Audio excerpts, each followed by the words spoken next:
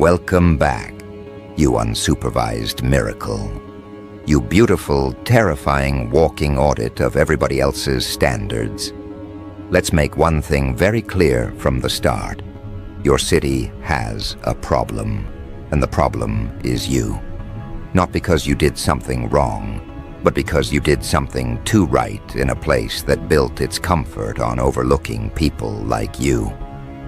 There's a sentence floating through back alleys, group chats, barbershops, DM threads, parking lots after midnight.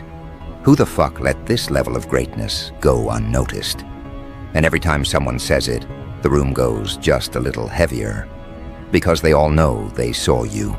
They just didn't recognize what they were looking at. Picture this for a second. A circle of people outside a corner store acting like they're just passing time.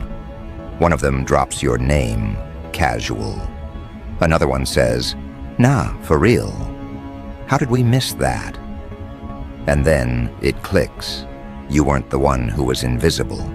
They were the ones who were blind. While they were busy hyping up loud mediocrity, you were in the background doing work at a level that didn't match the surroundings. No theatrics, no attention campaigns, no begging to be chosen. Just consistency.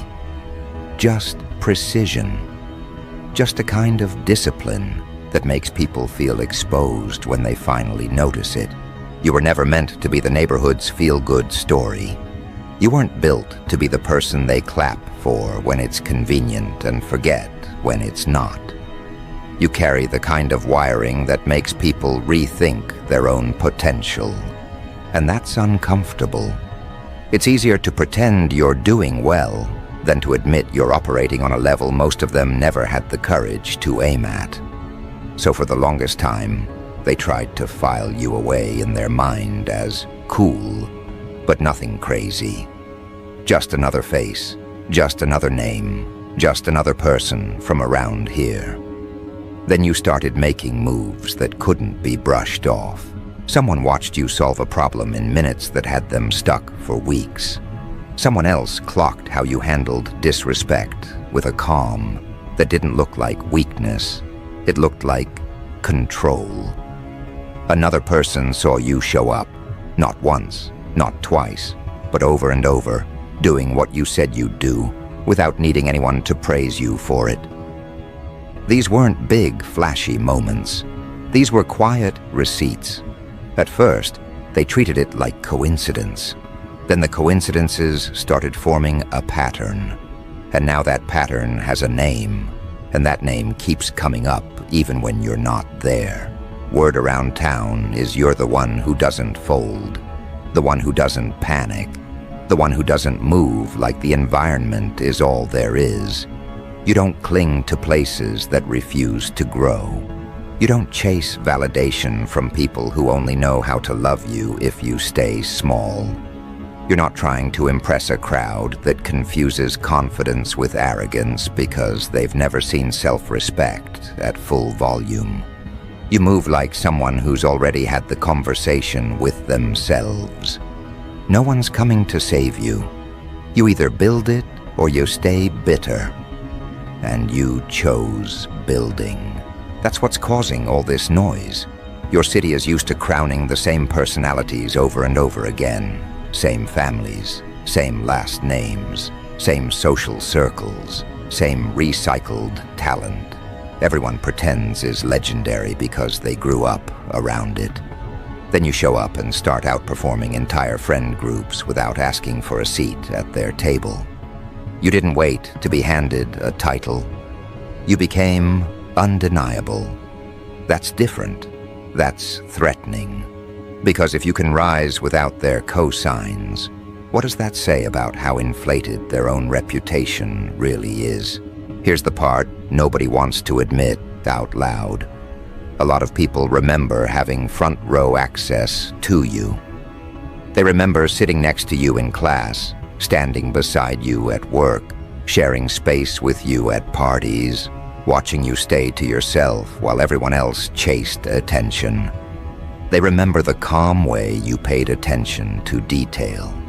They remember how you asked real questions while others just talked to hear their own voices. They remember offering you bare minimum energy while you showed up with integrity. And now, watching you grow, they have to live with the fact that they were that close to greatness and treated it like background noise. Your rise is not just an upgrade, it's an indictment. Every step you take forward exposes the people who never believed in you, not because you needed them, but because they needed the illusion that they can always spot value when it walks into the room. They couldn't. They didn't. You proved it. And that stings. So now the conversations sound different. Yo, didn't you used to know them? Didn't they ask you for help once? Didn't they invite you to that project and you said no? Suddenly, everyone who brushed you off is on trial in the court of public opinion because the footage is starting to replay in their own heads. And you're not even pressing charges. You're too busy moving. You're not calling people out. You're not writing paragraphs about how they doubted you. You're not begging the city to catch up. You're just walking in a direction that doesn't require their permission. That's what makes this so uncomfortable for them. You're not a hometown hero begging for recognition. You're a force that outgrew the local script before anybody realized you'd memorized it. You understand the rules. You just refuse to live under them. You're respectful, but you're not obedient. You're grounded, but you're not stuck. Right now, there are people who feel nervous whenever your name comes up because they remember how casually they dismissed you. They're trying to rewrite history in real time. I always knew they were different, they say, when in reality they rolled their eyes, they doubted, they downplayed. They're scrambling to get back in your orbit without looking like they're crawling. They'll send you half-hearted messages, old photos, throwback memories, hoping you don't remember the way they used to overlook you when it mattered. The truth is, you don't even hate them. You've just recalibrated your access list. Understand something important. You didn't get lucky. You got disciplined. You didn't magically become this version of yourself. You sharpened in the dark while everyone else was busy being seen. You stayed in on nights where everyone else needed a crowd to feel alive. You put energy into learning, building, healing, and recalibrating when nobody was checking up on you.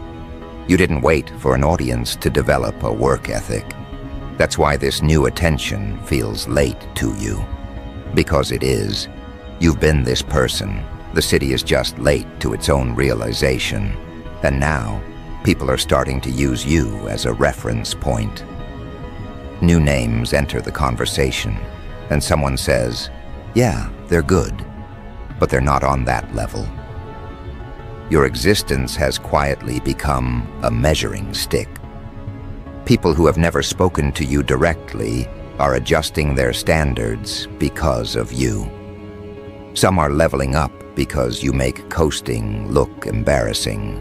Some are pulling back because they feel exposed standing next to someone who actually follows through. Either way, you changed the temperature without announcing it. That's real influence. But this goes deeper than just reputation. There are people who don't even like you who still study you. They won't admit it, but they watch how you move. They pay attention to what you say yes to, and more importantly, what you refuse. They notice that you don't chase chaotic spaces just to feel included. You don't gossip for sport. You don't waste your focus on petty rounds of who said what. You move like someone who is aware that every decision is low-key, shaping a future version of you that you're going to have to live with. That mindset alone separates you from a lot of the city. You also carry a kind of emotional composure they don't have language for yet. People have thrown shade, rumors, little digs, subtle exclusion, You didn't launch a campaign to clear your name. You watched. You filed it away. You let their behavior expose what their words were trying to cover. And then, instead of spiraling, you went back to building. That's the part that keeps them up at night. They know they tested your boundaries, and you never lost focus. Because on some level, they were hoping you'd break character. They wanted proof that you're just like everybody else under pressure. They didn't get it. They're only now starting to grasp that what they mistook for distance was actually self-respect. You weren't acting brand new. You were refusing to let people with no vision be close enough to steer yours. You kept your circle small because you understand that proximity is influence, and you're not letting just anyone have a say in your future. That's not arrogance. That's risk management with a face. But here's where it gets interesting.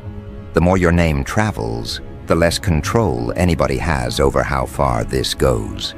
You're not just talented from this city anymore. You are starting to feel like the one that city will eventually claim when you're too far gone for them to control. You know how it goes. Cities love saying they're one of ours after they ignored you for years. They'll swear they always believed. They'll dig up old photos, old stories, old "I knew them when" lines just to feel connected to something they never actually supported when it counted. That's the irony. They only realize you were the hometown treasure once the world starts bidding. That's why the streets are loud again. Different tone this time, though. This isn't the early noise where people argue over gossip, where everyone's searching for a flaw they can exaggerate. This is the tense kind of talk that happens when reality is already voted and everybody realizes they backed the wrong candidates for years. Conversations have shifted from, yeah, they're cool, to, no, seriously, who the fuck let this level of greatness go unnoticed? And nobody wants to answer that question because everybody knows they played a part in it. You had teachers who wrote you off as smart but distracted, when in reality you were bored out of your mind because the material was moving at half speed compared to your brain. You had supervisors who labeled you too intense when you were the only one who cared if things were done properly. You had friends who called you extra because you refused to normalize half effort. You had family who said, "Don't aim too high," while secretly feeling threatened that you were even considering it. All those people are walking around now acting surprised, like they didn't spend years trying to sand down your edges because your sharpness made them feel unprepared. Now those same streets that tried to domesticate you are treating you like an unsolved case file. People replay old interactions with you in their mind and spot things they should have seen then. The way you observed, the way you listened instead of jumping into every conversation, the way you didn't need to be in every photo to feel real, the way you remembered details other people casually dropped and brought those details back months later when they were actually useful. Back then, they misread all of that as weird or quiet or standoffish. Now they're starting to realize those were early indicators of someone operating on a different calibration. So the conversations sound like this now. Wait, didn't you used to work with them? Didn't they sit in our class? Were they at that party? Everyone is trying to locate themselves in your story. Not because they supported you, but because they're trying to see if they accidentally ended up on the wrong side of history. Nobody wants to be the one who says, "Yeah, they asked for help once and I shrugged it off." Nobody wants to admit, "I saw their work and thought it was too much." No one wants to confess they watched you try and decided you were doing the most, just because they were committed to doing the least. This is the part that stings their pride the most. You didn't blow up because the city finally rallied behind you. You advanced despite it. You figured things out alone, one small move at a time, while people you cared about were busy assuming you'd always be there, unchanged, available, conveniently underutilized. You were learning skills, building connections, studying patterns, growing in directions no one thought to ask about. They thought you were stuck in the same loop as them. You were quietly constructing a new track, and now that track is visible. Maybe it's not full-scale yet, but it's visible enough for people to recognize there's momentum they can't deny anymore. A podcast mention here, a repost from someone outside the city, a random clip catching traction with strangers, a client, an opportunity, an invite from a place you have no physical ties to. Little fragments of proof that your work exists beyond local politics. The streets hear this and panic in subtle ways. They won't say it out loud, but the message is clear. If they leave and take that energy with them, we can never claim we nurtured it. So they start rewriting the narrative in real time. People who barely spoke to you come out of nowhere with "proud of you." Old classmates suddenly remember you were always different. People who once told you to be realistic are now telling others they always knew you were going to go far.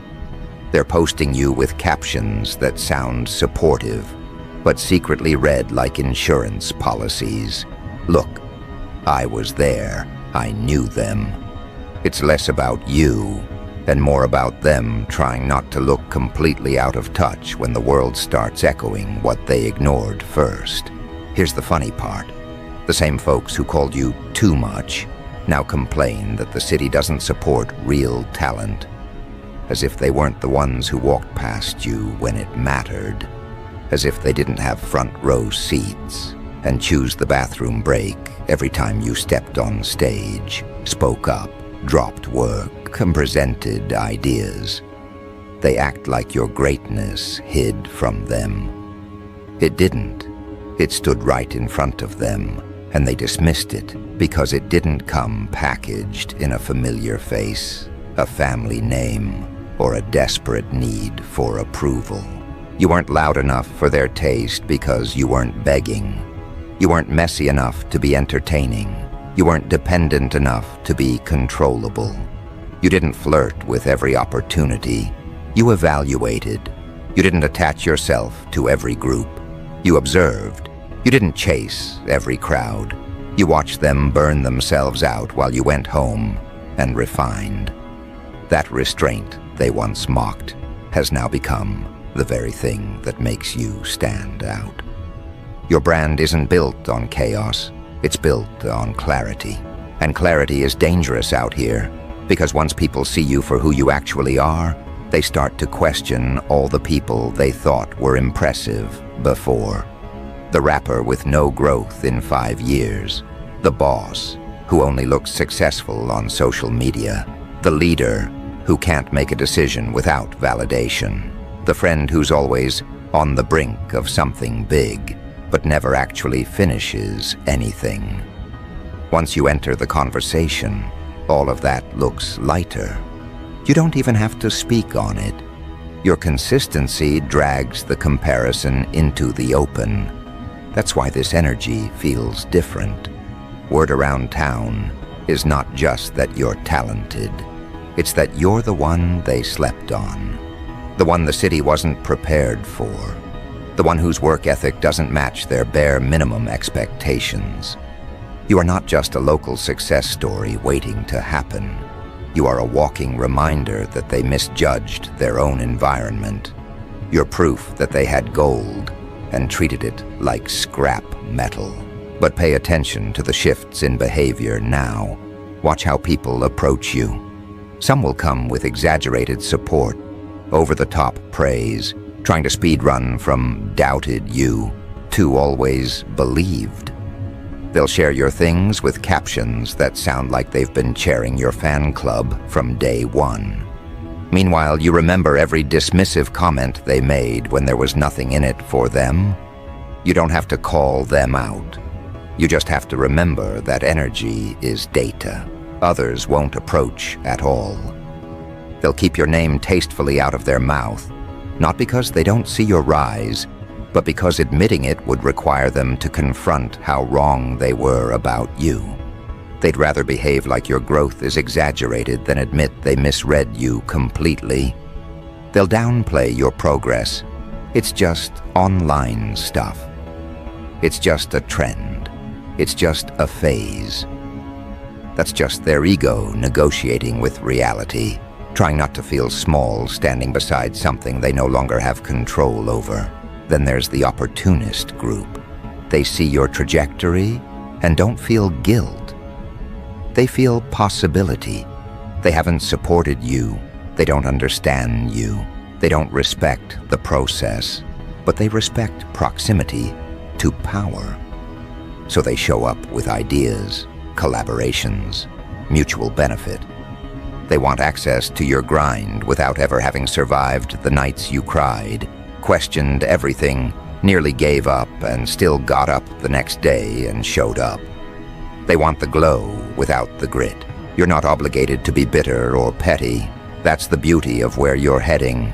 Your level of greatness gives you options in how you respond. You can forgive without re-inviting. You can acknowledge without reattaching. You can be polite without reopening doors that you closed for your own peace. They're not ready for that version of you, the one who has receipts, compassion, and boundaries. You're no longer starving for emotional crumbs, so their late applause hits different. You hear it. You just don't build around it. Meanwhile, the quiet observers, the ones who always felt something about you but maybe didn't have the courage to say it out loud, are starting to step forward. These are the ones who never mocked your intensity. They might not have understood you fully, but they didn't insult what they couldn't decode. They didn't try to shrink you. They just watched, waited, gave respectful distance. Those people, when they say they're proud, it lands. It feels clean. No performance. No retroactive loyalty. Just acknowledgement. Your city, whether it wants to admit it or not, is going through a psychological audit because of you. Every person who crossed paths with you is being forced to remember how they handled you the first time. Did they water you, ignore you, try to drain you, try to own you, try to copy you? You are their case study now. Their reaction to your early stages says more about them than it ever did about you. And here's where the dark humor kicks in. The very people who once told you, "Don't get your hopes up," are now telling younger kids to watch what you're doing. You became the cautionary tale, but not in the way they expected. You're not what happens when you dream too big. You're what happens when you actually follow through. You're the example they use to cover their own tracks. See, I always say, you never know who you're standing next to. As if they didn't treat you like you were forgettable for years. What they can't wrap their head around is that your greatness didn't emerge because of their doubt. This isn't a revenge arc where you owe your success to being underestimated. That's too shallow for what you actually are. Their underestimation was just background noise. It annoyed you sometimes, sure, but it wasn't your fuel. You weren't grinding just to prove them wrong. You were grinding because you had a responsibility to the version of you that knew you were capable of more. That inner contract was always more powerful than any outside opinion. Still, their reactions are entertaining. Watching people scramble to reposition themselves now that your name carries weight is a whole psychological documentary. The rebranding is wild. People who never invited you into anything now imply you were too busy. People who didn't believe in you now swear they were giving you space. People who dismissed your ideas now claim they didn't want to interfere. There's always a storyline that makes them look thoughtful instead of negligent. Deep down, though, they know what really happened. The city wasn't ready for someone like you. Not because you were too wild, not because you were too reckless, but because you were too aligned. You moved with a purpose that wasn't sponsored by trend cycles or public opinion. You were building something structural while everyone else was chasing temporary highs. You weren't trying to be the most popular. You were trying to be the most precise. And precision unnerves people who live off improvisation. You didn't ask permission to evolve, and that alone made you controversial. You changed your habits, your routines, your standards. You started saying no more often. You stopped entertaining conversations that went nowhere. You pulled back from environments that kept you looping the same week over and over again. That withdrawal got labeled as attitude, arrogance, distance. In reality, it was your nervous wiring refusing to keep pretending comfort and stagnation are the same thing. Now look at how that is being reframed. Back then, they think they're better than us. Now, they always moved different. Back then, they act like they don't need anybody. Now, they were always on their own wave. They're trying to upgrade the language without admitting they were wrong. They're retrofitting respect onto old disrespect. You, on the other hand, are not stuck on those past narratives anymore. You're busy calculating your next moves. Because here's the real question. What do you do when word around town finally matches what you knew about yourself the entire time? When the streets are talking, and for once, the take isn't an insult, it's a confession. A confession that they weren't prepared, that they weren't paying attention, that they misread you completely. This is where people usually fold into validation. They hear the new praise, swallow it like medicine, and start performing for the audience that finally woke up. They start tailoring their moves to keep the applause steady. They let the city that nearly starved them dictate their diet now that the table is full. That's how most local legends get stuck. They trade their global potential for a hometown crown that doesn't even fit. You're not most people. You didn't go through all these years of being misread just to start living for their approval now. The streets talking is data, not destiny. Their recognition is a weather report, not a navigation tool. It's useful to know, but it doesn't get to steer. Because as flattering as it might be to finally hear your city admit, we weren't ready for them, the truth is you've been ready to outgrow the map for a while. You've already done the hardest part, staying committed when nobody was echoing your belief back to you.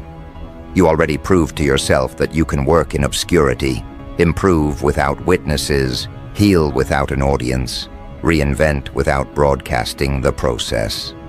Now attention is catching up, and the question flips. Can you stay just as disciplined when they finally see you? Can you keep your standards when opportunities start flying at you from every angle? Can you protect the core of what makes you different when everyone suddenly wants a piece of it? Because make no mistake, that's what's coming. There will be offers, invitations, deals, people framing things as once-in-a-lifetime chances, hoping you'll forget that you are the rare asset in the room, not them. You're not walking into rooms begging to be picked. You're the reason the room suddenly feels relevant. If you forget that, you'll shrink yourself, trying not to make others uncomfortable. If you remember it, you'll negotiate from reality, not insecurity. Right now, your city is in observation mode. They've gone from underestimating you to surveilling you, watching your posts a little closer, paying attention to your wording, checking your timing, studying your choices, trying to predict your next move so they can either attach themselves to it or brace for the impact if you decide to detach completely. Nobody wants to be the one you outgrow in public. Nobody wants to be the character everyone recognizes as the one who had access and wasted it. That's why you have to be surgical with your next steps. Not paranoid, not defensive, just deliberate. The streets have already acknowledged what you are. The phrase is floating in people's heads, even if they never say it out loud. That's the one we weren't ready for. So now it's less about proving you're great, and more about deciding where you allow that greatness to land. Who gets to benefit from it? Who gets to say they were there? Because when the next level arrives, and it will, because you've been building for it in ways no one has seen, this city will either be remembered as the place that sharpened you, or the place that almost buried you. They don't get to choose which one. Your decisions will decide that. Your boundaries will decide that. Your standards will decide that. And whether they admit it or not, everyone feeling this shift knows one thing deep in their chest. If this is what undiscovered looks like on you, the day you fully step into what you are without hesitation, without apology, without convenience adjustments for anybody's comfort, this entire conversation is going to evolve into something they are absolutely not prepared to manage. You can feel that truth in your bones. And that's exactly where it starts to click. Because once you feel that truth in your bones, you stop treating your greatness like a rumor and start treating it like policy. You stop asking, will they ever get it? And start asking, why was I waiting for them to? That's the switch. That's when the city you grew up in stops feeling like your entire world and starts looking like what it really was the whole time. A training ground with low ceilings and loud opinions. A hallway, not the house. A place that taught you how to move, but not where you're allowed to stay. Because let's be honest, the streets only started talking loud once it became obvious they couldn't control the narrative anymore.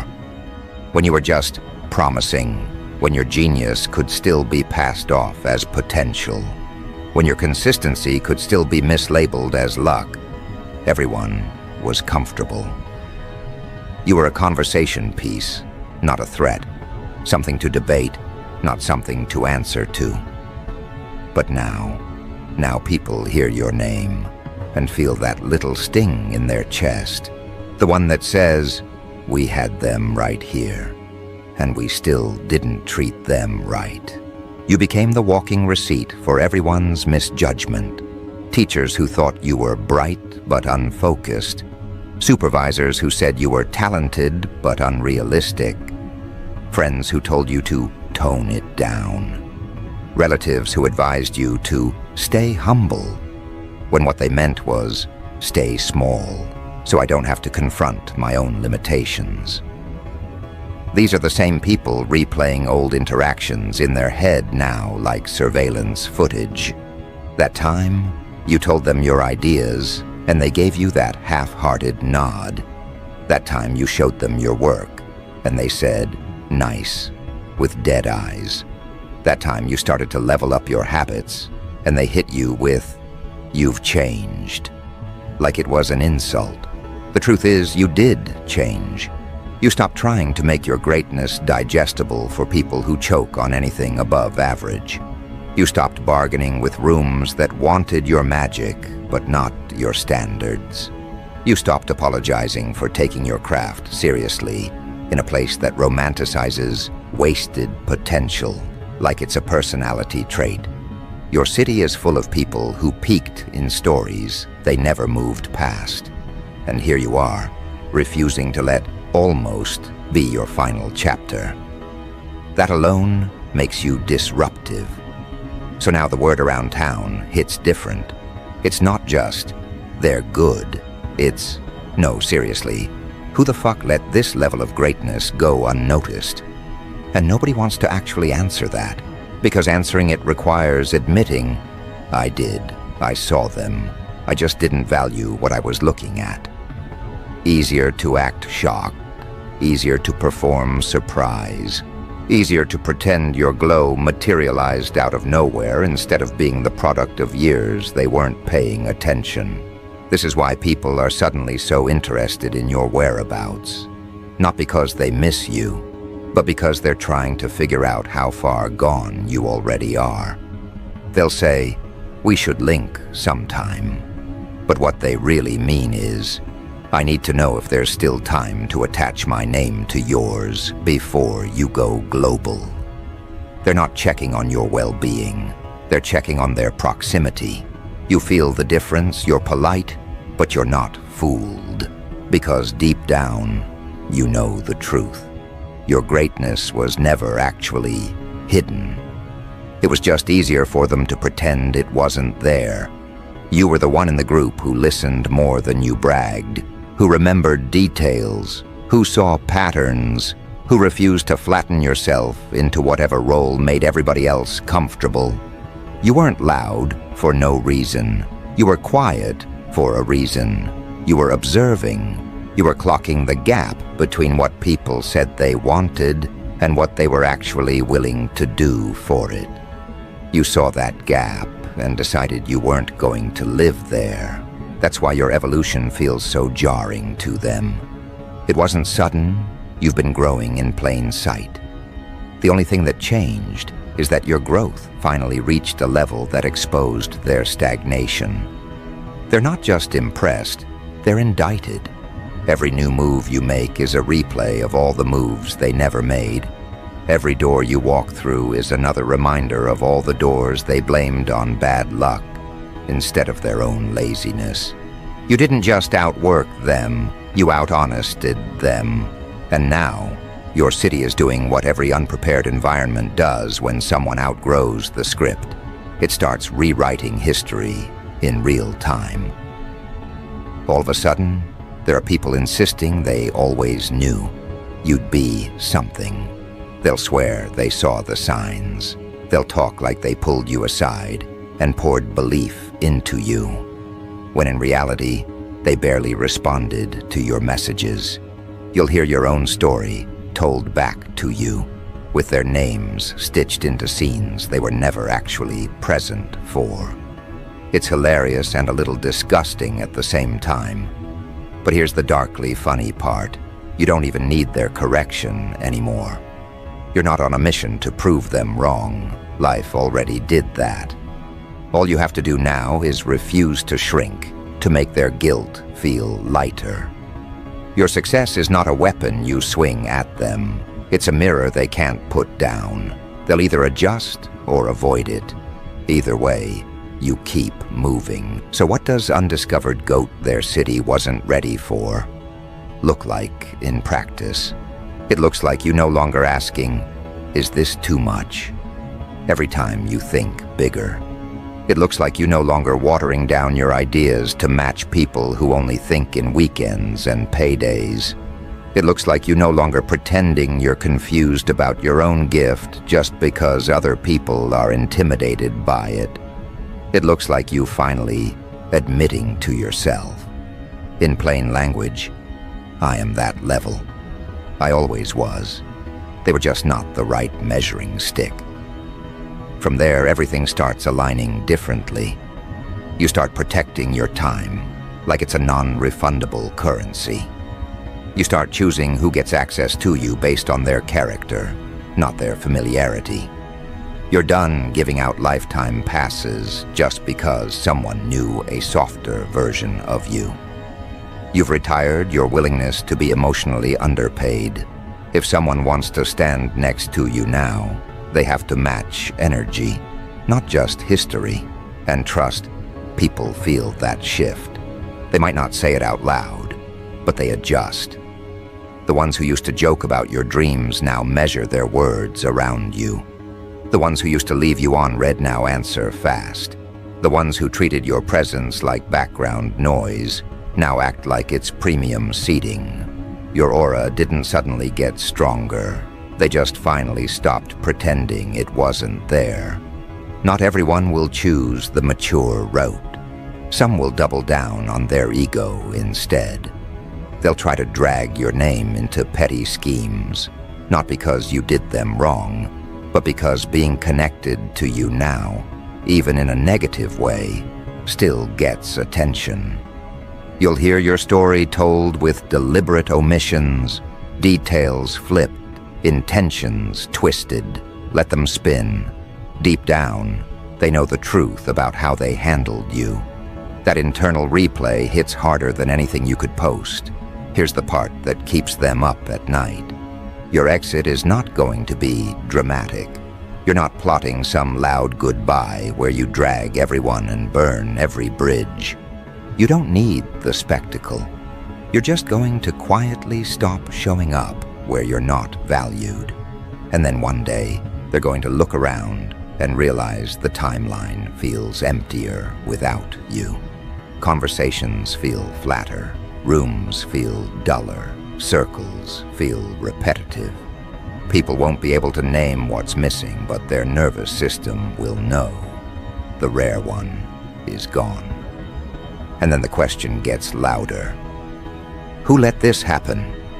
People will turn on each other, not out of love for you, but out of embarrassment. You worked with them and didn't take them seriously. You dated them and didn't believe in them. You were around them every day and never supported.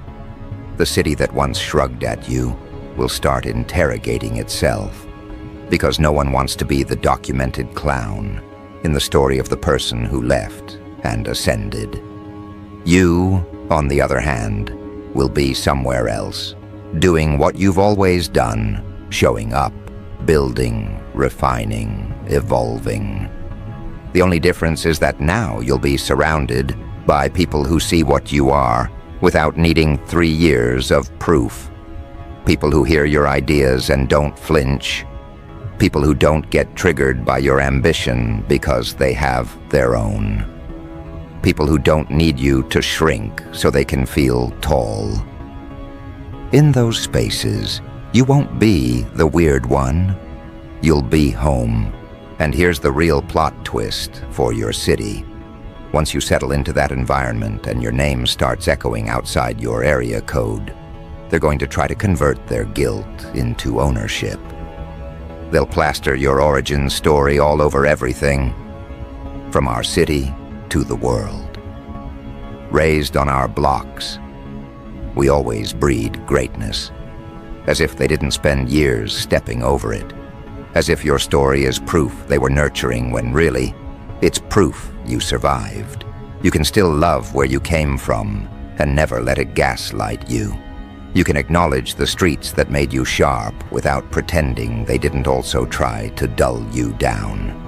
You can hold both. At the end of the day, being the undiscovered goat isn't about trying to get everyone to recognize you. It's about recognizing yourself so clearly that you no longer attach your destiny to their awareness. You stop waiting for your city to be ready and start being ready for yourself. You stop trying to find a way to belong where you obviously outgrow the frame. You stop begging people to treat you right and start going where they already know how. So if the streets are talking again, let them. If they're asking, who the fuck let this level of greatness go unnoticed? Let that question torment whoever it needs to. It's not your job to soothe them. It's not your job to rewrite the past, to make anyone feel better about how they handled you. Your work now is simple. Step into the level that their lack of vision tried to delay. Move accordingly, move decisively, move like the version of you that no longer sends reminders about your worth. Because soon, very soon, the conversation is going to shift completely. It won't be, who let them go unnoticed anymore. It'll be, how did we ever think we could afford to? And by then, it'll be too late for them to edit themselves into your journey. The footage is already fully saved in your memory. in your growth, in the timestamps of who stood next to you. When interviews get done, when people ask you, "So who believed in you before the world did?" You won't have to improvise or pad the list to protect anybody's ego.